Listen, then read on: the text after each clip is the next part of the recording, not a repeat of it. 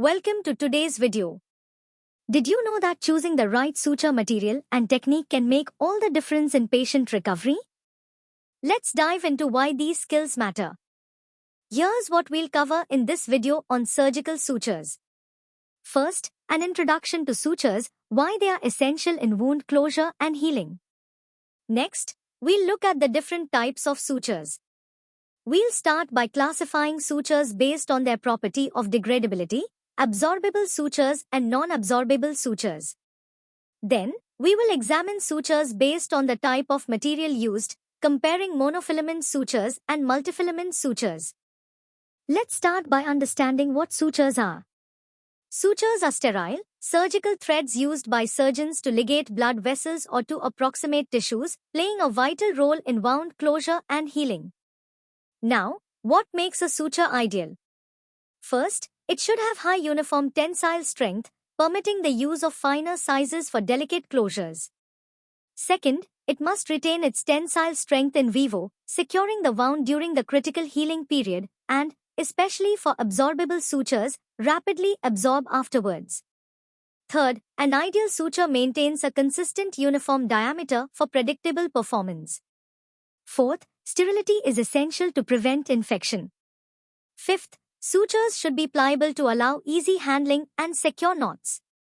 Finally, they should be free from irritating substances or impurities, ensuring optimal tissue acceptance and reliable, predictable outcomes. These qualities help ensure that sutures support safe and effective healing in various surgical procedures. Now, let's talk about suture size and tensile strength. Suture sizes range from 0, which is very large and often used to close the abdominal wall, about as thick as heavy fishing line, to 10-0, which is extremely fine and used for delicate procedures like microvascular anastomosis. To put it in perspective, a 10-0 suture is as fine as a human hair. When choosing a suture for facial wounds, it's best to use small sutures such as 5-0 or 6-0 to minimize scarring. For areas where cosmetic appearance is less crucial, such as the trunk or limbs, 3-0 or 4-0 sutures are usually selected since larger sizes are easier to handle and provide greater strength due to increased thickness.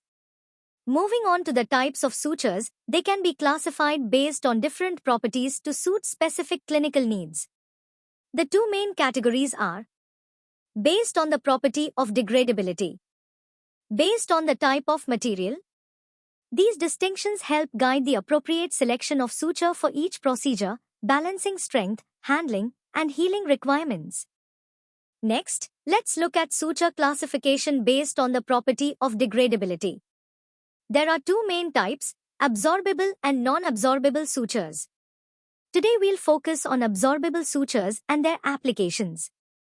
Absorbable sutures are designed to undergo rapid degradation in tissues, losing their tensile strength within approximately 60 days. Their major advantage is that they do not need to be removed manually, making them ideal for internal closures. These sutures can be made from the collagen of healthy mammals, such as sheep or cows, or from synthetic polymers. Absorbable sutures are typically placed under the skin, where they remain hidden as healing occurs. Common examples include polyglycolic acid suture, polyglycolic 910, polyglycaprone 25, polydioxano, and catgut. Absorbable medical sutures are designed to be broken down and absorbed by the body over time, eliminating the need for removal. Here are common types. The first is Vicryl, also known as polyglactin 910. Next is PDS, or polydioxano. Catgut, a natural absorbable suture, was historically derived from animal intestines. Though less commonly used today, catgut is still available for certain medical applications. Non-absorbable sutures are those that are not broken down by body enzymes or hydrolyzed in tissue, meaning they remain intact within the tissues unless removed surgically. When used for skin closure, these sutures must be taken out after healing is complete. Examples include surgical silk, stainless steel sutures, nylon, polyester, polypropylene, and polyvinylidene fluoride. Let us see applications. Non-absorbable sutures are used for exterior skin closure, to be removed once the wound has healed sufficiently. Placement within body cavities, where they will stay permanently encapsulated by tissue. Patients who have a history of reactions to absorbable sutures, keloidal tendencies, or possible tissue hypertrophy. Attaching prosthetic devices, such as defibrillators, pacemakers, or drug delivery mechanisms. These applications make non-absorbable sutures a versatile choice for specific surgical needs, where long-term support or easy retrieval is important. This image showcases several commonly used non-absorbable suture materials in surgical practice. On the left is silk, a braided suture that's prized for its easy handling and knot security. Next is nylon, shown here as a monofilament. Polyester follows, also in a braided form, known for its high tensile strength and durability. Stainless steel sutures are presented in both monofilament and multifilament varieties. Finally, polyfilament polyvinylidene fluoride, or PVDF, appears here as a monofilament. Each material provides unique advantages suited for specific surgical situations, and their selection depends on the clinical requirement and tissue type. Sutures can be classified based on the number of strands or filaments they contain. Monofilament sutures, also known as non-braided sutures, are made from a single strand of material.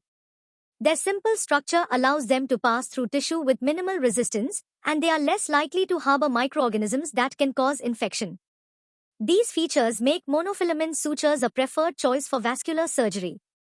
Examples of monofilament sutures include catgut, nylon, polygylcaprone 25, polydioxano, polypropylene, polyvinylidene fluoride, and stainless steel sutures. In contrast, multifilament sutures, also referred to as braided sutures, are composed of several filaments twisted or braided together. This design provides greater tensile strength, flexibility, and pliability, making them suitable for situations where secure, long-lasting tissue approximation is needed. Multifilament sutures are often coated to allow for smoother passage through tissue and to enhance handling ease. This coating is especially beneficial in procedures like those involving the intestines, where delicate tissue handling is crucial. Examples of commonly used coated multifilament sutures include polyglactin 910, polyglycolic acid suture, surgical silk, and polyester. When choosing sutures for wound closure, surgeons must consider several factors such as tensile strength, biodegradability, handling characteristics, and risk of infection. Monofilament sutures consist of a single, solid strand, while multifilament sutures are braided from multiple fibers, offering different benefits and limitations for various procedures. The ideal suture should ensure strong wound closure, minimize tissue reaction, and promote effective healing tailored to the specific surgical context. Like, share and subscribe the Sharvana's Knowledge Hub channel. Thanks for watching.